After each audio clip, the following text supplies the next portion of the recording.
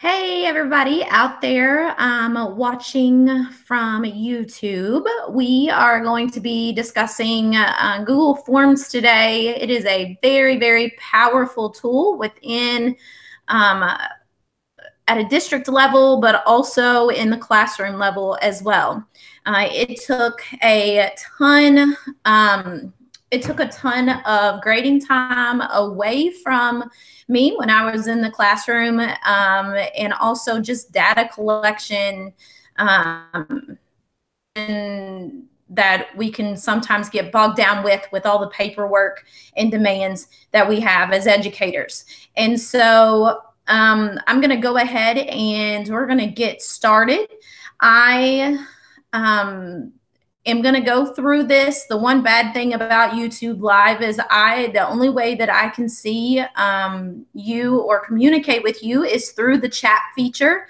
That should be on the right-hand side of your screen. I am watching this live, so I'll be able to see if you chat out any questions.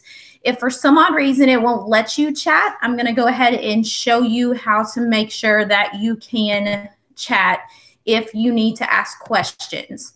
So of our Google Apps for Education domain in Nelson County is that everybody has a YouTube channel from kindergarten to kindergarten all the way up to our teachers.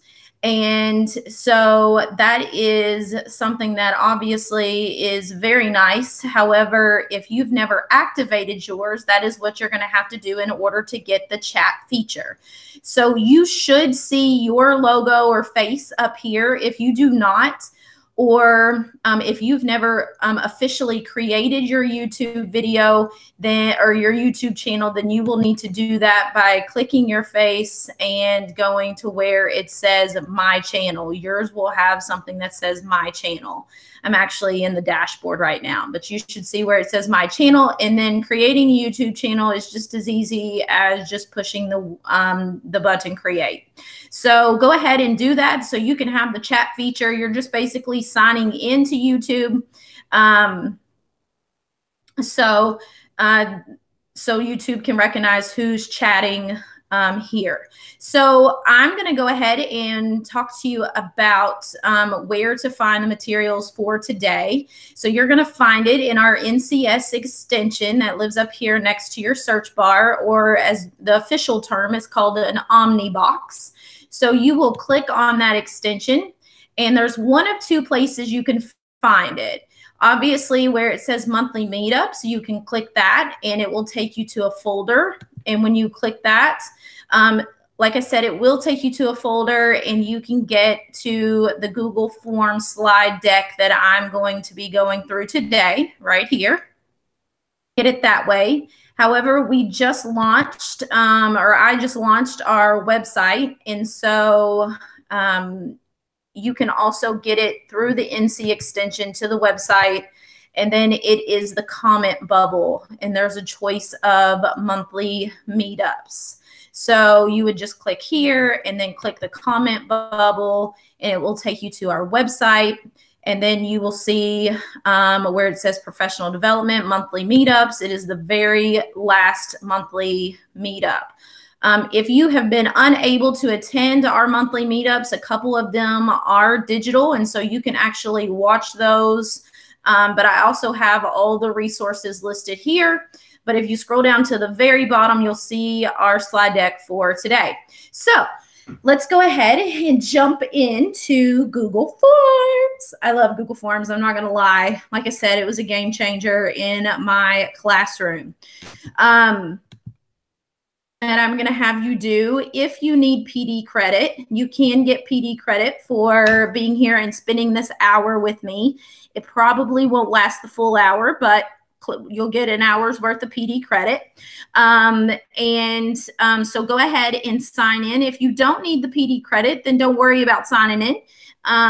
But you can if you want to. It actually sends you to a Google form. So you just click this guy right here, and it will send you to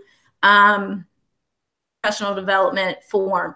Now, if you don't know your employee ID number, just fill it in with 00000, a bunch of zeros, 10, just so I know that 1, 2, 3, 4, 5 is really not your employee ID number. So, but go ahead and sign in if you're watching, or if you need PD credit. Like I said, it is worth an hour of PD credit time because it is after school. Now, the next thing that I'm going to have you do is fill out a practice form. We are going to be using this form, and it's all in fun. I've created one just for fun. It's not going to ask you any social studies questions or science questions or language arts questions or anything like that. I needed some data. And so if you will click the practice form, then you will see that it takes you to where you can answer some questions. And we'll come back to that just so we can look at some responses. So if you will go ahead, like I said, and click on that, and I am going to give you like 2 minutes to fill that out.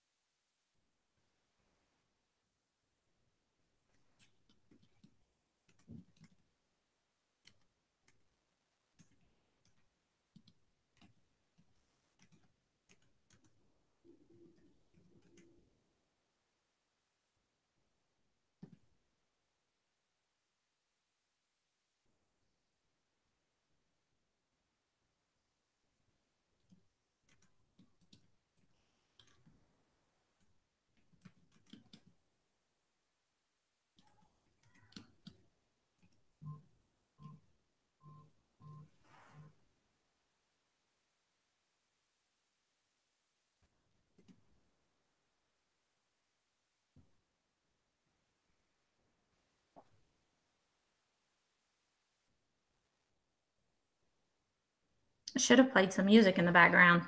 So this little timer gadget that I'm using is fabulous in the classroom. I've featured it on our Top Tech News, which is the one-click timer, and it's an extension that lives up here. Super easy. My students used it all the time. It also gives you a countdown. You don't have to leave it open. It will give you a countdown, but super nice, and it does play some pleasant music when your time is up.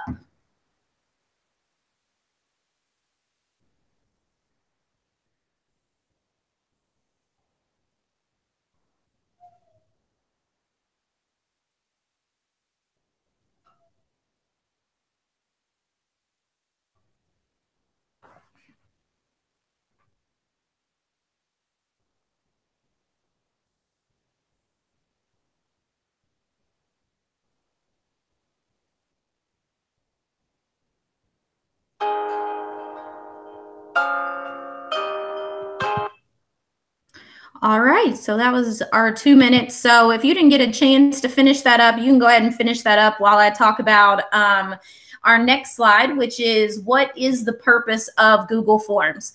So initially, the purpose of Google Forms was to collect data, in some way. However,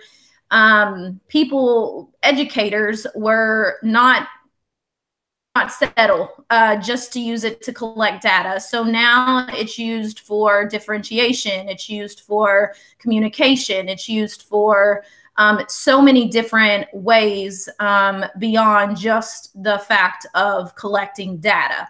However, that is its main purpose and why it is a part of the Google apps in the G Suite. So if you think about it, like I said at the very beginning of the video, you think about all the times you have had to collect data, whether it was for assessments or surveys or open house night or votes for something.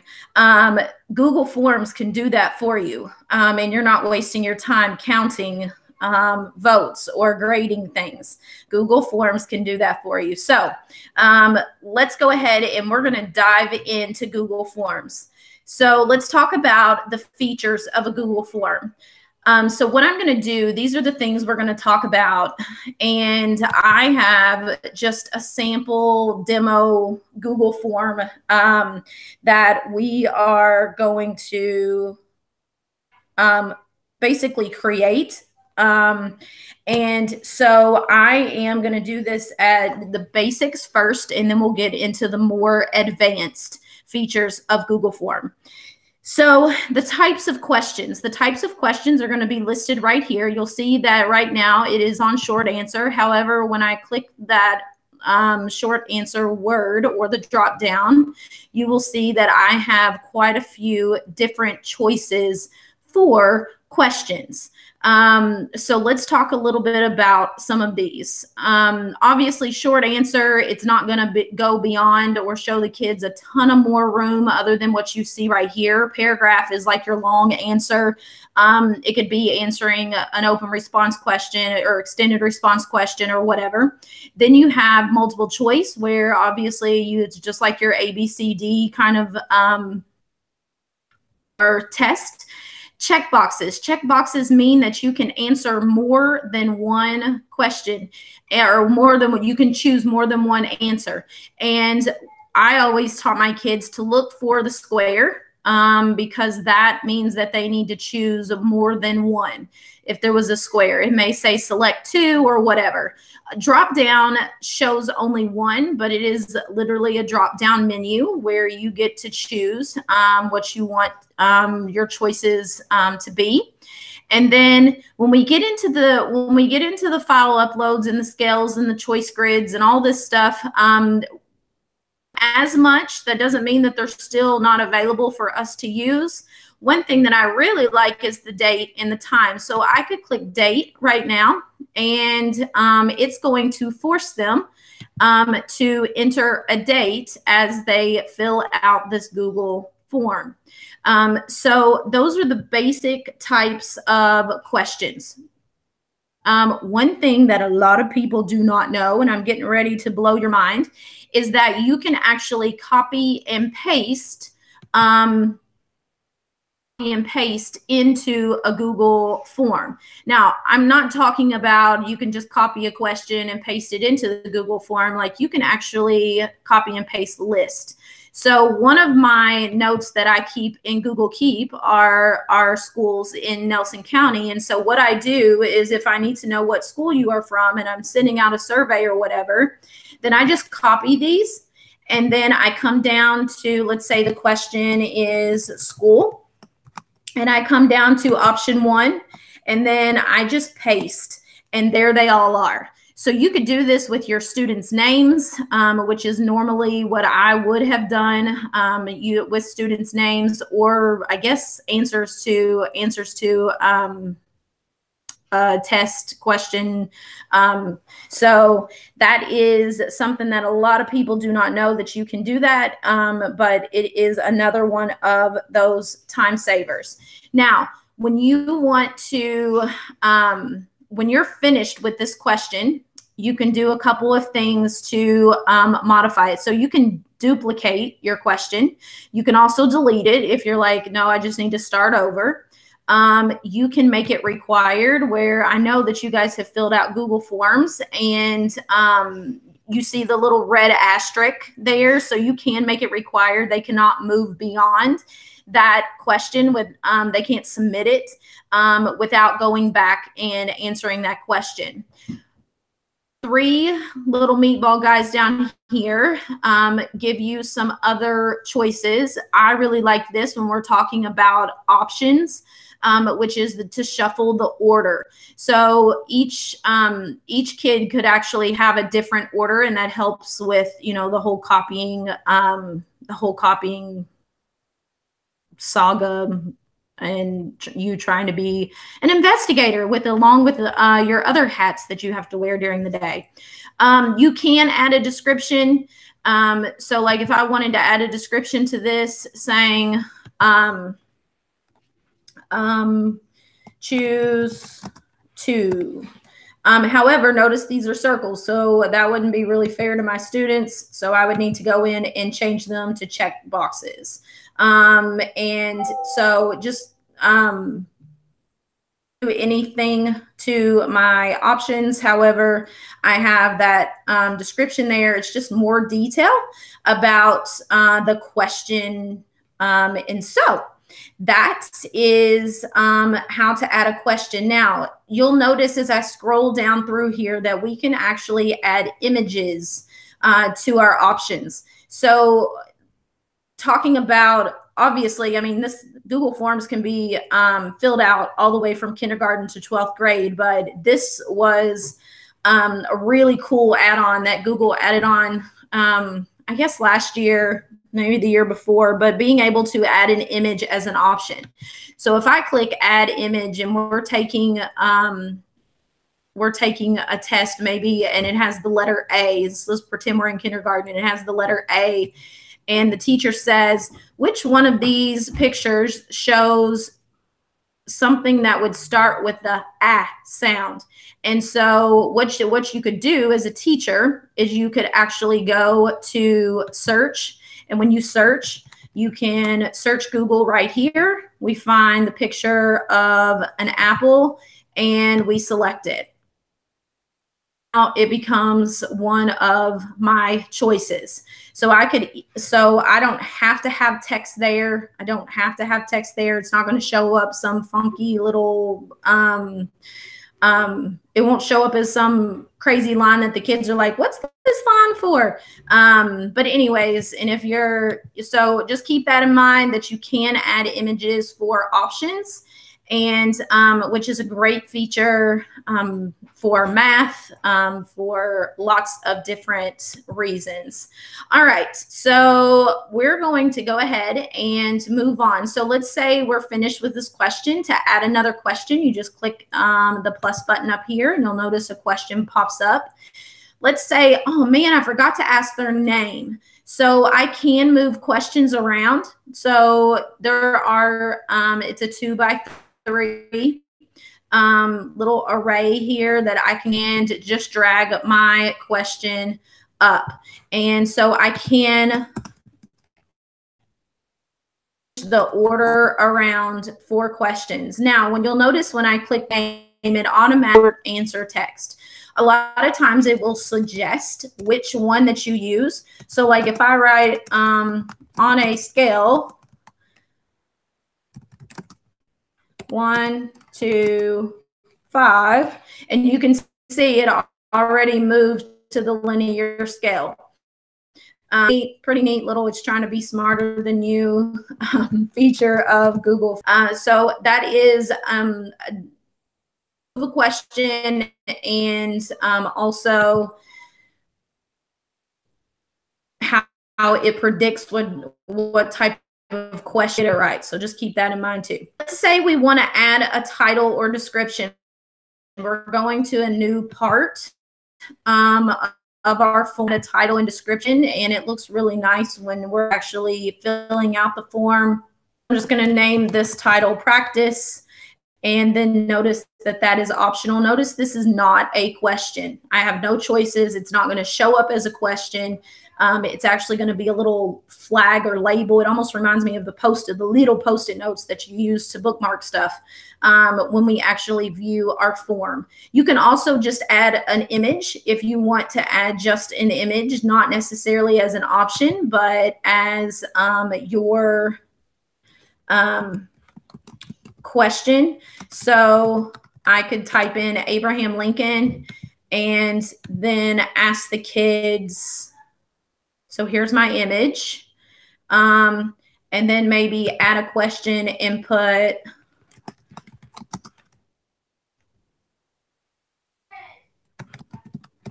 what president?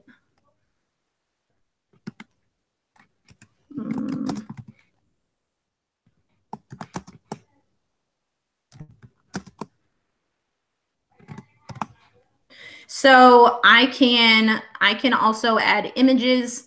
I don't have to put an image title. That's optional. It's not, once again, it's not going to show up when we look at it as the kids would look at it.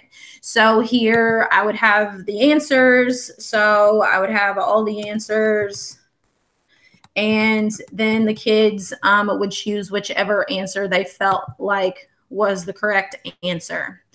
Now, you can also add videos to support the kids. This is another really great feature to Google Forms, because you talk about a flipped classroom or a blended learning classroom, which is, you know, when it comes to YouTube, having kids use this, or best day work. This would be another really to use for best day or NTI days. So if I were to put in, I'll go ahead and keep going with Abraham Lincoln theme here. So I'm going to go ahead and click that and click select, and it will have the video right in the watch. And you could title this, please watch this video before class tomorrow. And so, or you could say, what was your favorite part about the video? And then, you know, the kids had to watch it or should have watched it. So that's really cool feature also that you can look into. To add a section is like a new page. And so you can see it says, hey, you've added a section. It's untitled right now because I haven't titled it. So, but the reason that you would add sections is to send people to different places. For example, if someone got this incorrect, let's say someone got this incorrect. So what I can do over here, one of the features that I didn't show you was go to a section based on answer. So I can choose continue to next section, and now you'll notice go to section 2, untitled. So if they chose the wrong answer, then you can choose to maybe have remediation, or if they chose the right answer, then you could send them to a different section, some type of extension. So that's where you get your differentiation in your personalization in Google Forms. And so it can almost be like, it kind of reminds me of a tree branch where you all start out with the same questions, but based on your answers depends on where you would go next. And so, anyways, so that is that when it comes to creating and your classroom a little bit. So that is all that we're going to go through on this little bar right here. And if you have any questions on the basics, then please let me know. So now we're going to scroll to the top and talk about the toolbar up here. So this will tell you obviously where your form is. This will star it so that it will be like in your favorites in your Google Drive. This little guy right here is where you will find your add-ons. So I'll come back to that here in just a second. This guy is where you can choose your color palette, whatever color you want. They do have some different types of, and they continue to add those quite often. They have some new ones since I've been here. You can upload your own if you want to upload your own. So if I click select, you'll notice that the whole theme changes. Unfortunately, you cannot change, like I can't change the pink. That was a feature of the old forms, but that has not been a feature that we could use in the new forms. And so that's kind of, like, I don't like that color.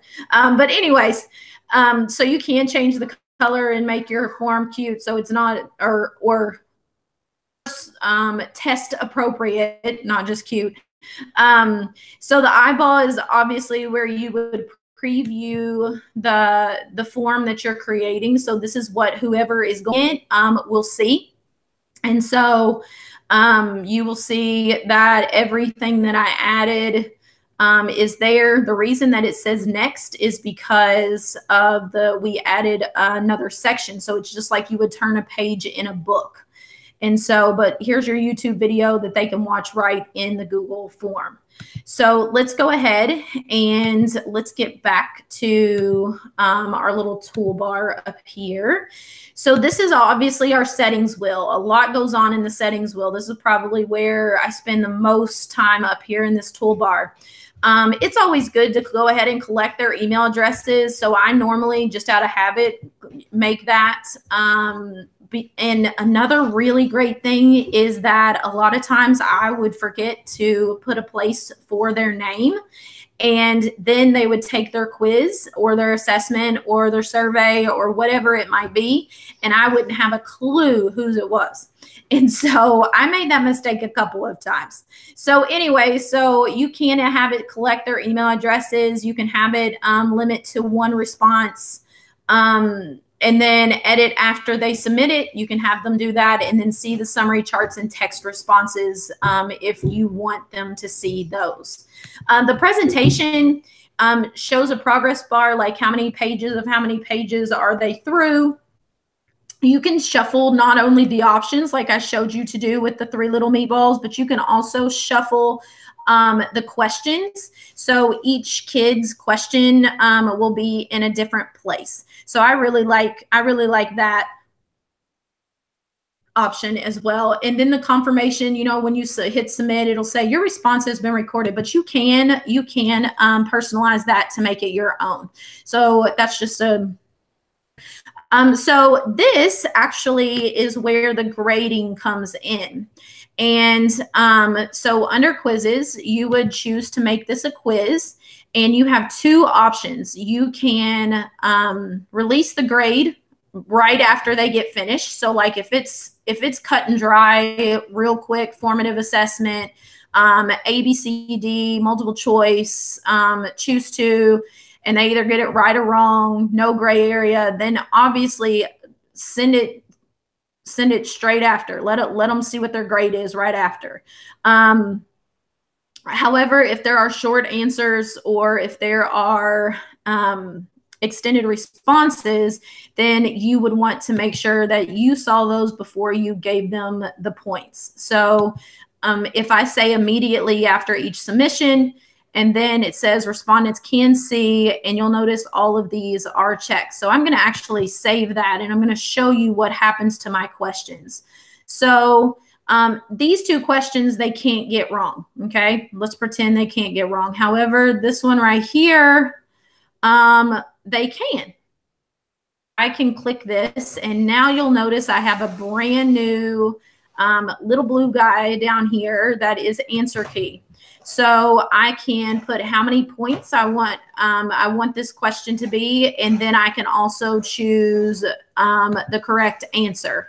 And so, and then it will save it, and the students will know if they got their answers correct or not, and they'll know immediately if you choose to release it immediately or not. So that is the power of quizzes. Now, if you choose to not release it immediately, that is fine too. It will actually, what you can do is go into the responses, and you will see all of your students' responses, and one that you all filled out there in YouTube Live World, but you can see it individually, and you can go through and grade those or on your device, on your desktop, on your phone, wherever it may be, and give them partial credit. You can give them no credit whatsoever. So this is where you'll find the responses and all the charts and all that good stuff. And so that is that. Let's go to the send button. So many times teachers will come up, they'll create their form, they'll come up and they'll click on this and they'll copy and paste this into Google Classroom or whatever. However, what that's going to do is send the kids the edit form. So if you look at the very end of this really long web address, it says edit. You don't want anyone editing your form. So there's two ways to get to your form, either through the preview and then copy and paste the URL that's up here, or the send button. The send button will actually let you email it to your students, but here's where you can get your link, okay? And this is where what's nice about it, but now you'll notice instead of saying edit, it should say, let me see if I can click in it. I don't know if it'll let me. But it says view form at the very end of it. So they'll actually be filling out the form and it won't be an editable version. If you are attaching this to Google Classroom, you don't have to use the link or anything at all. You go straight into, I'll go ahead and show you. You go straight into your drive and the form will be there and you can just attach the form that way. So let my Google Classrooms up. Let's see. Let's go here. All right. So if I say I want to create an assignment, I can go, oh, it's going to want me to title. I can go to my Google Drive. Once again, I don't have to have the link because my Google form is going to pop up right here. The power of Google Forms. Here's my demo. I'm going to add it. And now the view form version is right here.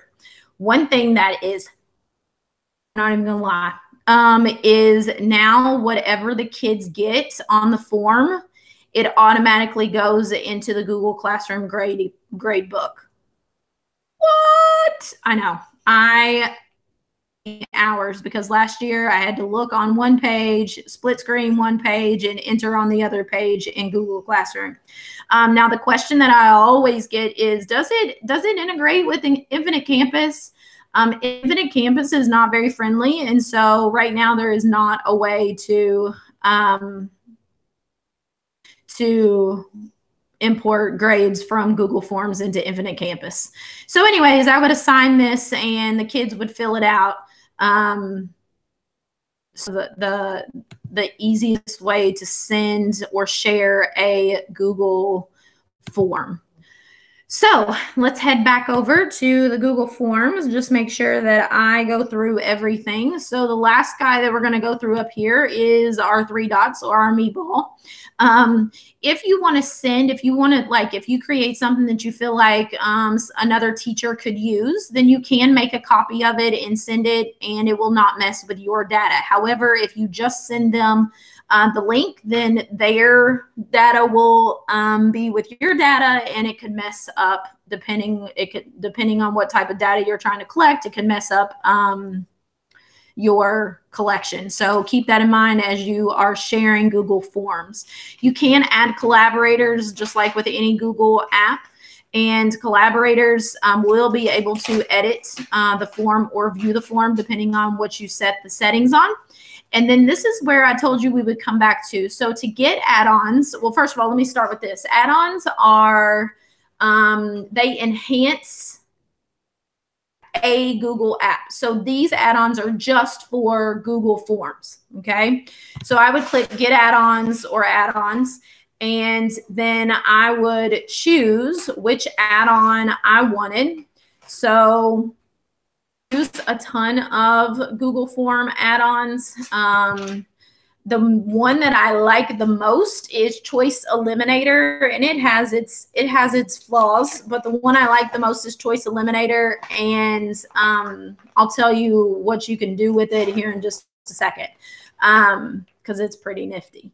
All right, so that is the that we're going to look at with our toolbar. So I briefly mentioned the responses. And so let's go through what the responses look like and what can be done with the responses. So you'll notice right now, since I just created this, there's no data collected.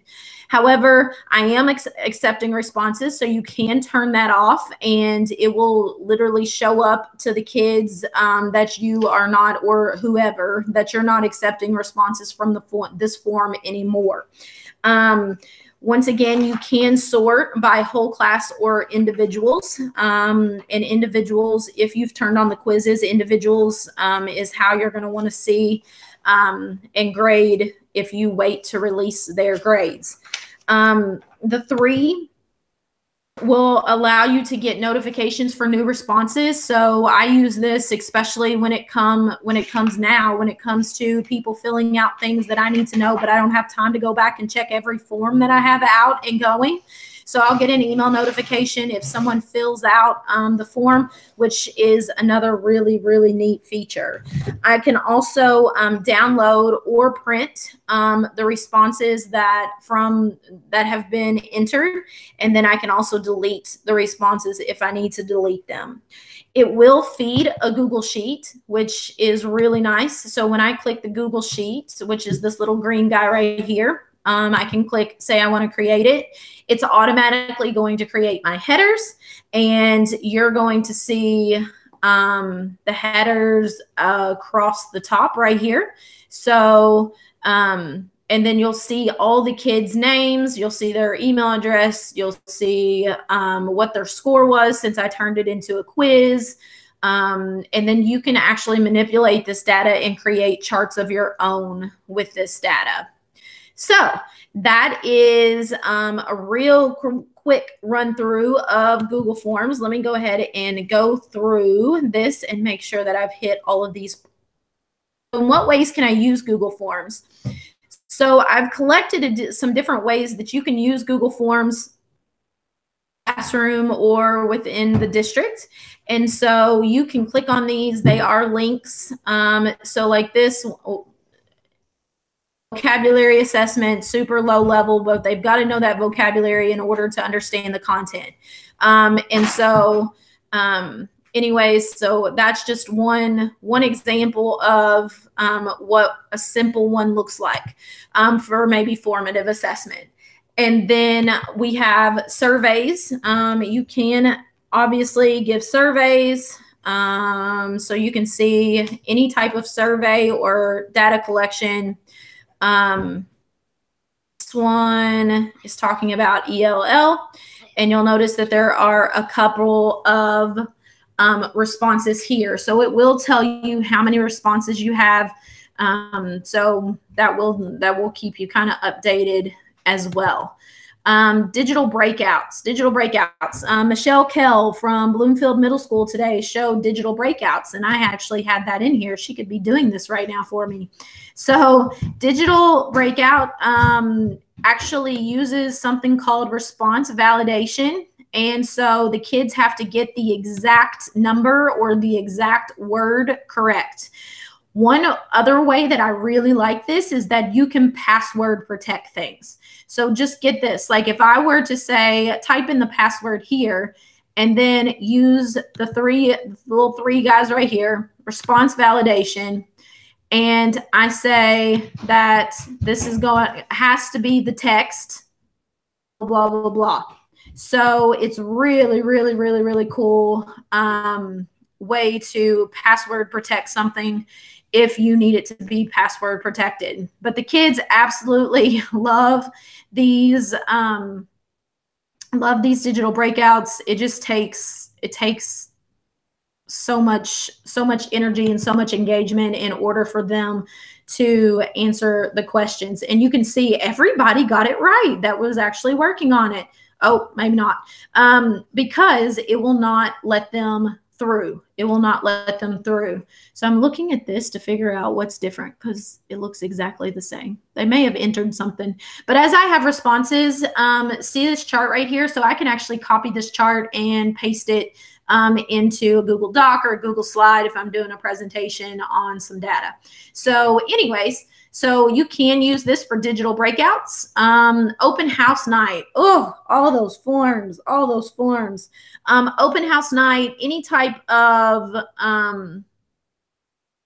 that you have, whether it's Leader in Me, your signing in, signing out sheet at your school, this can all be used. Google Forms can be used.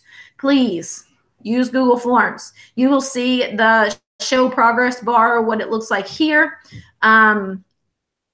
Copy so it wouldn't have responses. But anyways, so you'll notice that there's the red asterisk. There are different types of questions. So and this is a custom header. It's not one that you can find just up there at the color palette. It is a custom one. But anyways, so open house, I had Chromebooks setting out, and then I was able to get email addresses and all that stuff already typed in, and it wasn't me trying to figure out what in the world that letter is, because this parent doesn't have very good handwriting. But anyway, so that's another way that I use Google Forms. This one, we were a Leader in Me school, so my students filled out their applications for which leadership role that they wanted, and I put it in the format of a 3.8 paragraph. If you're familiar with 3.8 paragraphs, I use this to basically collect and have them persuade, as a piece of writing, have them persuade me to choose them for that leadership role in our classroom. And we did fill these out every quarter. So that was another way. Voting. Brittany Hahn at Nelson County High School actually used this voting for homecoming. And she said it worked wonders. So any type of voting that your kids, now notice there's no name here. But what was neat was all I had to do, I could either show them the responses or let's see if I made it. Oh, this is copy of. But anyways, I could click responses, and we got immediate feedback who our leadership positions were for 4-H. So immediate feedback. I wasn't counting papers and trying to figure that out. Speaking of feedback, oh man, I need permission. So speaking of feedback, you can also get feedback from this. The classes that I work in, I'm going to be sending out a form for feedback just to grow, basically. So it is kind of a survey, but you can also use it as feedback and reflection. All right, so if you have any questions, please make sure that you reach out. I don't mind to sit with you and help you make your first Google form.